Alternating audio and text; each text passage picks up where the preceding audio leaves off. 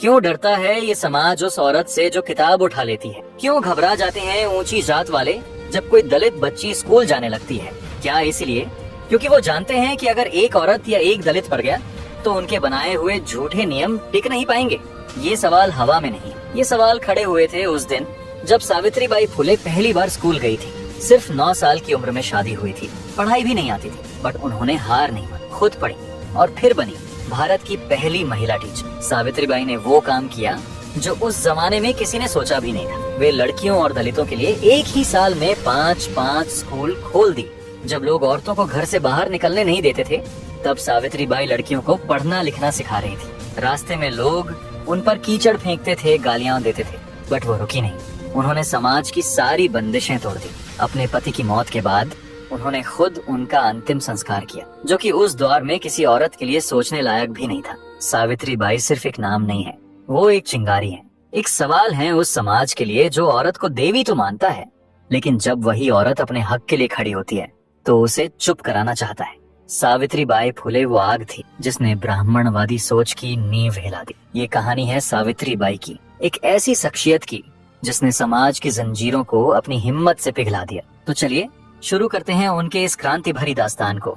सावित्रीबाई का जन्म 3 जनवरी 1831 को महाराष्ट्र के एक छोटे से गांव नायगांव में हुआ। वे माली समुदाय से थीं, एक ऐसी जाति जिसे समाज निचला मानता था। उस समय भारत दोहरे शोषण की आग में जल रहा था। एक तरफ ब्रिटिश हुकूमत की गुलामी थी, तो दूसरी तरफ समाज को जाति, लिंग भेद और अशिक्षा की जंजीरों ने जकड़ रखा था। औरतों की हालत सबसे बदतर थी। बाल विवाह, सती प्रथा और विधवा बहिष्कार जैसी अमानवीय प्रथाएं उनके जीवन को नरक बना रही थी। शिक्षा तो औरतों के लिए दूर की कौड़ी थी। दलितों और निचली जातियों को तो स्कूल के दरवाजे तक पहुंचने का भी हक नहीं था। ऐसे ही अंधेरे और रूढ़िवादी समय में सावित्रीबाई फुले का जन्म हुआ। महज 9 साल की उम्र में उनकी शादी ज्योतिराव फुले से कर दी गई थी, जो उस समय सिर्फ 13 साल के थे। ज्योतिराव खुद एक माली परिवार से आते थे और आगे चलकर एक बड़े समाज सुधारक बने। यहाँ मैं आपको बता दूं कि मैंने ज्योतिबा फुले के जीवन और उनके परिवार के इतिहास पर पहले ही 2 डिटेल वीडियो बना दिया हूँ। अगर आप उनके पारिवारिक जीवन और बैकग्राउंड के बारे में और जानना चाहते हैं तो ऊपर दिए गए आई बटन पर क्लिक करके वो वीडियो जरूर देखिए। खैर, अपने टॉपिक पर वापस आते हैं तो यह शादी उस दौर की रीत थी, लेकिन सावित्रीबाई के लिए यह एक नए सफर की शुरुआत थी। उन्हें भी नहीं पता था कि यह बंधन उन्हें एक ऐसी राह पर ले जाएगा जहां वे समाज की नींव हिला देंगे। सावित्रीबाई उस समय अशिक्षित थीं। उस दौर की तमाम लड़कियों की तरह सावित्रीबाई भी पढ़ लिख नहीं पाई थीं, लेकिन उनकी जिंदगी में एक ऐसा शख्स आया जिसने उनके भीतर की चिंगारी को हवा दे दी, और वो थे उनके पति ज्योतिराव फुले।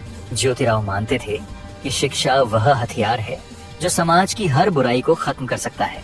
उन्होंने सावित्रीबाई को पढ़ना लिखना सिखाया। सावित्रीबाई ने इस मौके को दोनों हाथों से थामा। उनकी मेहनत और लगन ने उन्हें जल्दी ही एक विदुषी महिला बना दिया। ज्योतिराव के मार्गदर्शन में सावित्रीबाई ने न सिर्फ किताबों को पढ़ा बल्कि समाज की सच्चाई को भी समझा। वे देखती थीं कि औरतों और दलितों को कैसे हर कदम पर अपमानित किया जाता है। उनके भी मन में एक आग जल रही थी और यह आग थी बदलाव की, बराबरी की। ज्योतिराव के साथ मिलकर उन्होंने ठान लिया कि वे समाज के इस अंधेरे को मिटाएंगे, लेकिन यह राह आसान नहीं। सावित्रीबाई ने ज्योतिराव के साथ मिलकर पुणे में लड़कियों के लिए पहला स्कूल साल 1848 में खोला।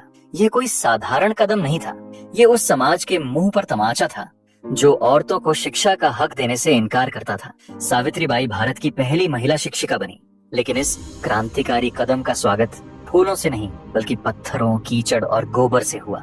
जब सावित्रीबाई स्कूल जाती थीं, तो लोग उन पर गंदगी फेंकते, गालियां देते और धमकियां देते। रूढ़िवादी समाज को लगता था कि औरतों को पढ़ाना उनके संस्कारों के खिलाफ है, लेकिन सावित्रीबाई अपने पथ पर अड़ी रही।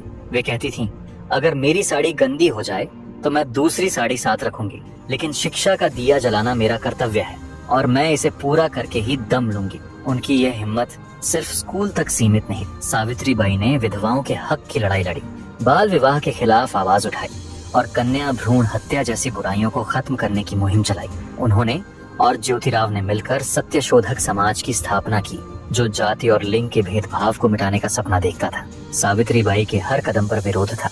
लोग उन्हें गालियां देते, उनके परिवार को धमकाते और उनके स्कूल को बंद करने की साजिश रचते। मौखिक हमलों से लेकर शारीरिक हिंसा तक सावित्रीबाई ने सब कुछ सहा, लेकिन उनकी आंखों में एक सपना था, एक ऐसा समाज जहां हर औरत और हर दलित को बराबरी का हक मिले। चलिए उनके जन्म के समय की बात करते हैं। तो सावित्रीबाई का जन्म 3 जनवरी 1831 को महाराष्ट्र के नायगांव में हुआ था। उनका परिवार माली समुदाय से था, जो बागवानी और खेती पर निर्भर था। उस समय के कठोर जाति ढांचे में माली समुदाय को शूद्र माना जाता था, एक ऐसी जाति जिसे समाज निचला समझता था। सावित्रीबाई के माता पिता लक्ष्मी और खंडोजी पाटिल मेहनती किसान थे। उनके पास साधन कम थे, लेकिन वे अपनी परंपराओं से गहरे जुड़े थे। उस दौर में समाज औरतों को सिर्फ घरेलू कामों तक सीमित रखता था। शिक्षा तो औरतों के लिए एक अनहोनी बात थी। सावित्रीबाई का बचपन भी इन बंधनों में बीता। एक छोटी सी लड़की के तौर पर उन्हें स्कूल का मुंह देखने का मौका नहीं मिला। इसके बजाय उन्हें घर के काम काज और खेती में हाथ बटाने की ट्रेनिंग दी गई। यह वही रास्ता था जो उस समय हर निचली जाति की लड़की के लिए तय था। लेकिन सावित्रीबाई की जिंदगी में एक मोड़ तब आया जब मात्र 9 साल की उम्र में उनकी शादी ज्योतिराव फुले से हो गई। ज्योतिराव उस समय सिर्फ 13 साल के थे। ज्योतिराव फुले कोई साधारण इंसान नहीं थे। वे एक ऐसे विचारक थे जो समाज की बुराइयों को जड़ से उखाड़ना चाहते थे। उस समय जब औरतों को सिर्फ घर संभालने की मशीन समझा जाता था, ज्योतिराव का मानना था कि शिक्षा और आत्मनिर्भरता ही औरतों को आजादी दे सकती है। उन्होंने सावित्रीबाई के भीतर छिपी प्रतिभा को पहचाना। जहां समाज सावित्रीबाई को सिर्फ एक बाल वधू के रूप में देखता था, ज्योतिराव ने उनकी बुद्धिमत्ता और हौसले को देखा। ज्योतिराव ने सावित्रीबाई को पढ़ना लिखना सिखाया। ये कोई आसान काम नहीं था। एक अशिक्षित लड़की को शिक्षा देना उस समय समाज के लिए अपराध जैसा था। लेकिन ज्योतिराव और सावित्रीबाई ने मिलकर हर रुकावट को चुनौती दी। सावित्रीबाई ने रात दिन मेहनत की। उनकी लगन ने उन्हें जल्दी ही एक पढ़ी लिखी महिला बना दी। ज्योतिराव ने उन्हें न सिर्फ किताबें पढ़ाई, बल्कि सुधारकों और दार्शनिकों के विचारों से भी जोड़ा। इन विचारों ने सावित्रीबाई की आंखें खोल दी। उन्होंने जाति भेद, लिंग असमानता और अशिक्षा के खिलाफ लड़ने का संकल्प लिया। सावित्रीबाई और ज्योतिराव का यह मिशन आसान नहीं था। उनके परिवार और समाज ने उनका कड़ा विरोध किया। रूढ़िवादी लोग उनके विचारों को परंपराओं के लिए खतरा मानते थे। सावित्रीबाई को गालियां दी गईं, धमकियां मिली और उनके परिवार को समाज से बहिष्कृत करने की कोशिश की गई। लेकिन सावित्रीबाई और ज्योतिराव डटे रहे। वे जानते थे कि उनका मकसद बड़ा है। वे सिर्फ अपनी जिंदगी नहीं, बल्कि पूरे समाज को बदलना चाहते थे। सावित्रीबाई ने अपनी पढ़ाई को और आगे बढ़ाया। उन्होंने अहमदनगर और पुणे में शिक्षक प्रशिक्षण संस्थानों में दाखिला लिया। यह उस समय की औरतों के लिए असंभव सा कदम था, लेकिन सावित्रीबाई ने हर बाधा को पार किया। उनकी मेहनत और ज्योतिराव का साथ उन्हें महाराष्ट्र की पहली शिक्षित महिला बनने की ओर ले गया। साल 1848 में सावित्रीबाई और ज्योतिराव ने पुणे के भिड़ेवाड़ा में लड़कियों के लिए पहला स्कूल खोला। यह कोई साधारण स्कूल नहीं था। यह उस समाज के खिलाफ बगावत थी जो औरतों की शिक्षा को पाप मानता था। उस समय लोग कहते थे, औरतों को पढ़ाने की क्या जरूरत, उनका काम तो घर संभालना है। लेकिन सावित्रीबाई और ज्योतिराव ने इन बातों को ठुकरा दिया। यह स्कूल सिर्फ अमीरों या ऊंची जातियों के लिए नहीं था। यहाँ हर जाति और हर समुदाय की लड़कियां पढ़ सकती थीं। सावित्रीबाई की शिक्षण शैली अनोखी थी। वे सिर्फ रटवाने में यकीन नहीं रखती थी। उनका पाठ्यक्रम पढ़ना लिखना, गणित, नैतिक शिक्षा और आलोचनात्मक सोच पर केंद्रित था। वे अपनी छात्राओं को सामाजिक अन्याय पर सवाल उठाने के लिए प्रोत्साहित करती थीं। लेकिन यह क्रांतिकारी कदम समाज को मंजूर नहीं। सावित्रीबाई को स्कूल जाते वक्त पत्थर, कीचड़ और गोबर का सामना करना पड़ता था। लोग उन्हें गालियां देते, उनके कपड़े गंदे करते, लेकिन सावित्रीबाई ने हार नहीं मानी। वे अपने साथ एक अतिरिक्त साड़ी रखती थीं ताकि हमले के बाद कपड़े बदल सकें। उनकी यह हिम्मत उनके मिशन के प्रति उनकी आस्था को दिखाती थी। वे कहती थीं, शिक्षा का दिया जलाना मेरा कर्तव्य है और मैं इसे हर हाल में पूरा करूंगी। सावित्रीबाई और ज्योतिराव ने अपने पहले स्कूल की सफलता को और आगे बढ़ाया। उन्होंने 1851 तक 3 स्कूल खोल लिए, जहां 150 से ज्यादा छात्राएं पढ़ रही थीं। यह उस समय के लिए एक अविश्वसनीय उपलब्धि थी। उनके स्कूल सिर्फ लड़कियों तक सीमित नहीं, उन्होंने हाशिए पर पड़े समुदायों के बच्चों के लिए भी स्कूल खोले। सावित्रीबाई का मानना था कि शिक्षा सिर्फ अक्षरों को पढ़ना लिखना नहीं, बल्कि समाज को ऊपर उठाने का सबसे बड़ा हथियार है। वे जानती थीं कि अगर औरतें शिक्षित होंगी तो वे न सिर्फ अपनी जिंदगी बदलेंगी, बल्कि पूरे समाज को नई दिशा देंगी। उस समय लोग औरतों की शिक्षा को बेकार बल्कि हानिकारक मानते थे, लेकिन सावित्रीबाई ने इस धारणा को जड़ से उखाड़ फेंका।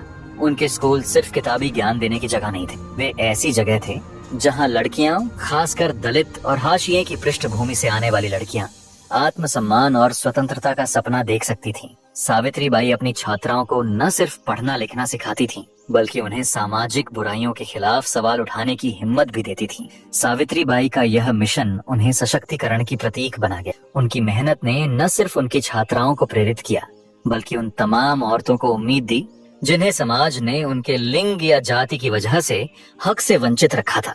सावित्रीबाई की लड़ाई सिर्फ शिक्षा तक सीमित नहीं थी। उन्होंने उस समय की सबसे अमानवीय प्रथाओं को भी चुनौती दे डाली। विधवाओं के साथ होने वाला व्यवहार उस समय समाज का सबसे काला सच था। विधवाओं को सिर मुंडवाने, सफेद साड़ी पहनने और समाज से बहिष्कृत होने के लिए मजबूर किया जाता था। सावित्रीबाई ने इस अन्याय के खिलाफ आवाज उठाई। उन्होंने और ज्योतिराव ने मिलकर विधवाओं के लिए देखभाल गृह बनाए। ये गृह सिर्फ आश्रय नहीं थे, ये उन औरतों के लिए एक नई शुरुआत थी जिन्हें समाज ने ठुकरा दिया था। यहाँ विधवाएं शोषण और सामाजिक तिरस्कार के डर के बिना सम्मान के साथ जी सकती थीं। सावित्रीबाई ने विधवा पुनर्विवाह को भी बढ़ावा दिया। वे कहती थीं, हर औरत को अपनी जिंदगी को गरिमा के साथ दोबारा शुरू करने का हक है। यह उस समय की सबसे बड़ी बगावत थी। उस समय समाज में बेटियों का जन्म एक बोझ माना जाता था। कन्या भ्रूण हत्या और नवजात शिशुओं की हत्या आम थी। सावित्रीबाई का दिल इस क्रूरता को देखकर पसीज उठा। उन्होंने और ज्योतिराव ने परित्यक्त शिशुओं की देखभाल के लिए एक गृह स्थापित किया। इस गृह का मकसद था नवजात बेटियों की जान बचाना और समाज में यह जागरूकता फैलाना कि हर बच्चा अनमोल है। सावित्रीबाई ने न सिर्फ इन बच्चों को पाला, बल्कि समाज को यह संदेश दिया कि बेटियां बोझ नहीं, बल्कि भविष्य की ताकत है। उनकी यह पहल उस समय के लिए क्रांतिकारी थी, क्योंकि यह सीधे तौर पर पितृसत्तात्मक सोच को चुनौती दे रही थी। सावित्रीबाई जानती थीं कि शिक्षा के साथ साथ आर्थिक स्वतंत्रता भी औरतों के लिए जरूरी है। उन्होंने औरतों को सिलाई, बुनाई और दूसरे व्यावसायिक कौशल सिखाने की शुरुआत की। इन कौशलों ने औरतों को आत्मनिर्भर बनाया। वे अब अपने और अपने परिवार का खर्च उठा सकती थीं, जिससे उनकी पुरुषों पर निर्भरता कम हुई। यह कदम छोटा लग सकता है, लेकिन उस समय यह एक बहुत बड़ा बदलाव था। सावित्रीबाई ने औरतों को न सिर्फ किताबें थमाई, बल्कि उनके हाथों में आजादी का हथियार भी दिया। सावित्रीबाई ने देखा कि दलित और हाशिए की औरतें दोहरे शोषण का शिकार थीं, एक तो लिंग की वजह से और दूसरा जाति की वजह से। उनके स्कूल और देखभाल गृह समावेशी थे। यहाँ जाति या सामाजिक स्थिति की परवाह नहीं की जाती थी। हर औरत को बराबर का हक मिलता था। सावित्रीबाई ने इन औरतों की खास समस्याओं को समझा और उनके लिए काम किया। उन्होंने उन औरतों को आवाज दी जिन्हें समाज ने चुप कर रखा था। अपनी कविताओं और भाषणों के जरिए सावित्रीबाई ने औरतों के साथ होने वाले अन्याय को उजागर किया। उनकी कविताएं सिर्फ शब्द नहीं थीं, वे क्रांति की पुकार थीं। वे औरतों को शिक्षा और आत्मसम्मान की राह दिखाती थीं और पितृसत्तात्मक व्यवस्था की आलोचना करती थीं। उनकी रचनाएं जैसे काव्य फूले आम लोगों तक पहुंची और उनके दिलों में बदलाव की चिंगारी जला दी। सावित्रीबाई ने ज्योतिराव के साथ मिलकर सत्यशोधक समाज की स्थापना में अहम भूमिका निभाई। यह संगठन जाति उत्पीड़न और पितृसत्ता के खिलाफ लड़ने का मंच था। सावित्रीबाई न सिर्फ इसकी सदस्य थीं, बल्कि कई बार इसकी बैठकों की अध्यक्षता भी करती थी। सत्यशोधक समाज ने अंतरजातीय विवाहों को बढ़ावा दिया। ये विवाह सिर्फ दो लोगों का मिलन नहीं थे, ये जाति की दीवारों को तोड़ने और बराबरी के समाज का सपना थे। सावित्रीबाई और ज्योतिराव ने ऐसे विवाहों का आयोजन किया और उनका समर्थन किया। यह उस समय की सबसे साहसी पहल थी। 1870 के दशक में जब महाराष्ट्र में सूखा और अकाल ने तबाही मचाई, तब सावित्रीबाई ने राहत कार्यों में बढ़ चढ़कर हिस्सा लिया। उन्होंने भोजन और सहायता का वितरण किया। उनकी मदद में कोई भेदभाव नहीं था, चाहे कोई किसी भी जाति या वर्ग का हो। सावित्रीबाई की नजर में हर जरूरतमंद बराबर था। उनकी यह दयालुता ने उन्हें एक सुधारक के साथ साथ एक करुणामयी इंसान के रूप में अमर कर दिया। सावित्रीबाई सिर्फ एक शिक्षिका या सुधारक नहीं थी, वे एक प्रतिभाशाली कवयित्री भी थीं। उनकी कविताएं सिर्फ शब्दों का खेल नहीं थीं, वे वंचितों के दर्द, उनकी उम्मीदों और उनकी हिम्मत की गूंज थीं। उनकी हर पंक्ति में भावनात्मक गहराई थी, जो दलितों और औरतों के संघर्ष को बयां करती थी। उनकी कविताएं गांव की अनपढ़ औरतों से लेकर शहर के पढ़े लिखे लोगों तक हर दिल को छूती थीं। अगर आप जानना चाहते हैं कि सावित्रीबाई और ज्योतिबा फुले ने अपने विचारों और अनुभवों को किन क्रांतिकारी किताबों में दर्ज किया था, तो मैं उन पर भी एक खास वीडियो बना सकता हूँ। लेकिन इसके लिए मुझे आपकी रुचि जाननी होगी। अगर आप चाहते हैं कि मैं ये वीडियो बनाऊं, तो नीचे कमेंट में यस जरूर लिखे। खैर, एक हाशिए की महिला होने के नाते सावित्री बाई को अपनी रचनाएं छपवाने में भारी मुश्किलों का सामना करना पड़ा। रूढ़िवादी समाज उनकी आवाज को दबाना चाहता था, लेकिन सावित्री बाई की दृढ़ता ने हर रुकावट को पार किया। उनकी कविताएं और लेख उन तक पहुंचे जिन्हें इसकी सबसे ज्यादा जरूरत थी, उन औरतों और दलितों तक जो सदियों से चुप कराए गए थे। आज सावित्री बाई की रचनाएं वैश्विक स्तर पर मान्यता पा रही हैं। उनकी कविताओं को कई भाषाओं में अनुवादित किया गया है। नारीवाद, शिक्षा और सामाजिक न्याय की चर्चाओं में उनकी रचनाएं शामिल की जाती हैं। उनकी कलम ने साबित किया कि शब्द तलवार से ज्यादा ताकतवर हो सकते हैं। सावित्री बाई ने अपनी लेखनी को एक हथियार बनाया जो पितृसत्ता और जातिवाद की नींव हिलाने में कामयाब रहा। सावित्री बाई का निजी जीवन उनकी सुधारक छवि से बहुत ज्यादा गहरे जुड़ा था।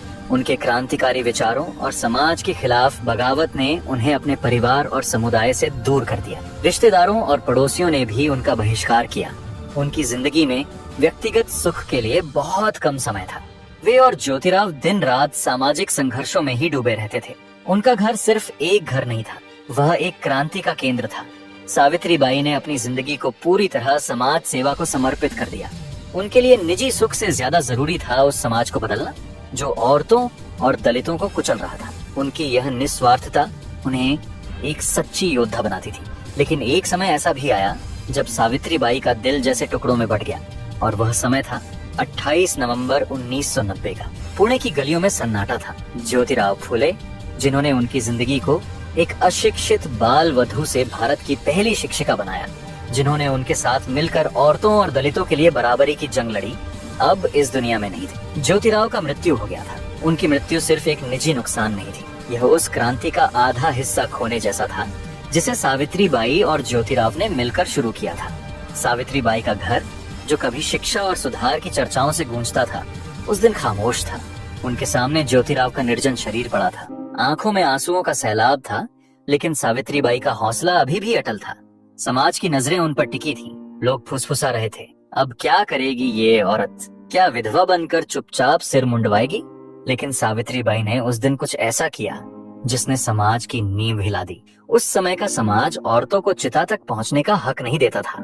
सती प्रथा की छाया अभी भी समाज पर थी, जहां विधवाओं को या तो आग में जलने को कहा जाता था या फिर उन्हें सिर मुंडवाकर सफेद साड़ी पहनाकर समाज से बहिष्कृत कर दिया जाता था। लेकिन सावित्री बाई ने इन रूढ़ियों को ठुकरा दिया। जब ज्योतिराव की अंतिम यात्रा निकली, तब सावित्री बाई खामोशी से उनके पीछे चली। उनके चेहरे पर दुख था, लेकिन उनकी आंखों में वही आग थी जो ज्योतिराव ने उनके भीतर जलाई थी। श्मशान पहुंचने पर जब पुरुष उनकी चिता तैयार कर रहे थे, तब सावित्री बाई ने एक कदम आगे बढ़ाया। लोगों की सांसें थम गई। उन्होंने मशाल उठाई और खुद अपने पति की चिता को आग दी। यह कोई साधारण कृत्य नहीं था, यह एक क्रांतिकारी बगावत थी। सावित्री बाई ने उस आग से न सिर्फ ज्योतिराव को विदाई दी, बल्कि सती प्रथा और पितृसत्तात्मक समाज की हर उस कुप्रथा को जलाकर राख कर दिया जो औरतों को गुलाम बनाती थी। लोग स्तब्ध थे। कुछ ने इसे अपमान माना, कुछ ने इसे पाप कहा, लेकिन सावित्री बाई की नजर में यह उनके और ज्योतिराव के साझा सपने का सम्मान था। एक ऐसा सपना जहां औरतें बराबरी से जी सकें। सावित्री बाई ज्योतिबा के मृत्यु के बाद भी उनके बताए हुए रास्ते से लोगों की मदद करती रही। उनकी जिंदगी का आखिरी अध्याय उनकी निस्वार्थता की सबसे बड़ी मिसाल है। 1897 में जब महाराष्ट्र में प्लेग की महामारी फैली, तब सावित्री बाई 1897 में अपने बेटे यशवंतराव के साथ मिलकर प्लेग मरीजों के इलाज के लिए पुणे में एक अस्पताल खोल दिए, जिसमें सावित्री बाई ने पीड़ितों की मदद के लिए खुद को झोंक दिया। उन्होंने पुणे में एक अस्पताल खोला जहां वे दिन रात मरीजों की देखभाल करती थीं। उनकी नजर में कोई भेदभाव नहीं था, हर मरीज उनके लिए बराबर था। लेकिन यह निस्वार्थ सेवा उनकी जिंदगी की कीमत बन गई। वह अपनी बाहों में 10 वर्षीय प्लेग से पीड़ित बच्चे को अस्पताल ले जाते समय वह स्वयं इस बीमारी का शिकार हो गई, जिसके कारण वह 10 मार्च 1897 को सावित्री बाई इस दुनिया को अलविदा कह गईं। उनकी मृत्यु सिर्फ एक औरत की मृत्यु नहीं थी, यह एक क्रांति की शहादत थी। वे अपने मिशन के लिए जी और उसी के लिए शहीद हुई, लेकिन उनकी मशाल कभी नहीं बुझी। सावित्री बाई की मृत्यु के बाद उनकी विरासत और मजबूत हुई। उनके नाम पर शैक्षणिक संस्थान, पुरस्कार और छात्रवृत्तियां स्थापित की गईं। सावित्री बाई फुले पुणे विश्वविद्यालय उनकी शिक्षा के प्रति प्रतिबद्धता का प्रतीक है। उनकी जयंती 3 जनवरी को पूरे भारत, खासकर महाराष्ट्र में महिला सशक्तिकरण और शिक्षा दिवस के रूप में मनाया जाता है। इस दिन सांस्कृतिक कार्यक्रम, सेमिनार और व्याख्यान आयोजित होते हैं जो उनकी क्रांति को जीवित रखते हैं। पुणे में उनका स्मारक है जहां उन्होंने पहला स्कूल खोला था, जो आज भी शिक्षा की उनकी लड़ाई को याद दिलाता है। भारत के कोने कोने में उनकी प्रतिमाएं खड़ी हैं, जो प्रेरणा और साहस की मिसाल है। उनकी जिंदगी पर आधारित वृत्तचित्र, फिल्में, नाटक और टेलीविजन सीरियल उनकी कहानी को नई पीढ़ियों तक ले जा रहे हैं। भारत सरकार और राज्य सरकारों ने उनकी विरासत को सम्मान दिया। बेटी बचाओ, बेटी पढ़ाओ जैसी योजनाएं सावित्री बाई के लैंगिक समानता और शिक्षा के सपने को साकार करती हैं। उनकी पहुंच सिर्फ भारत तक सीमित नहीं रही। अंतर्राष्ट्रीय स्तर पर शोधकर्ता और शिक्षाविद उनकी भूमिका का अध्ययन करते हैं। नारीवाद और सामाजिक न्याय की वैश्विक चर्चाओं में सावित्री बाई की प्रासंगिकता आज भी बरकरार है। सावित्री बाई के विचार अपने समय से बहुत आगे थे। वे एक ऐसे समाज का सपना देखती थीं जहां जाति, लिंग या वर्ग की वजह से कोई भेदभाव न हो। उनका हर कदम, चाहे वह स्कूल खोलना हो, विधवाओं को आश्रय देना हो या कविताएं लिखना हो, बराबरी और न्याय की पुकार था। उनकी जिंदगी एक सबक है कि अगर हौसला हो तो कोई भी दीवार अटल नहीं रह सकती। आज भी उनके आदर्श हमें प्रेरित करते हैं। उनकी लड़ाई अब भी पूरी नहीं हुई है। औरतों और दलितों के लिए बराबरी का संघर्ष आज भी जारी है, लेकिन सावित्री बाई ने जो मशाल जलाई वह हमें रास्ता दिखाती है। उनकी विरासत हमें याद दिलाती है कि बदलाव असंभव नहीं, बशर्ते हम हिम्मत न हारें। तो आओ सावित्री बाई की इस आग को अपने भीतर जलाएं, उनके सपने को सच करें, क्योंकि जब तक एक भी औरत, एक भी दलित, एक भी इंसान बराबरी से वंचित है, तब तक सावित्री बाई की क्रांति अधूरी है। उठो, जागो और उनकी मशाल को और ऊंचा करो, क्योंकि सावित्री बाई फुले सिर्फ इतिहास नहीं, वे हमारा भविष्य है। अगर आपने वीडियो को यहाँ तक देखा है तो कमेंट में यस जरूर लिखिए, ताकि मुझे पता चले कि आप सावित्री बाई और ज्योतिबा फुले द्वारा लिखी गई क्रांतिकारी किताबों के बारे में और जानना चाहते हैं। और हाँ, अगर आपको इतिहास की ऐसी ही प्रेरणादायक महिलाओं की कहानियां जानने में दिलचस्पी है तो रानी दुर्गावती और रानी लक्ष्मीबाई पर बना मेरा इन वीडियो को जरूर देखिए। साथ ही कमेंट में ये भी बताइए कि अगला वीडियो आप किस महान व्यक्तित्व पर देखना चाहेंगे। आपकी राय मेरे लिए बहुत मायने रखती है। तब तक के लिए जय हिंद, जय समानता।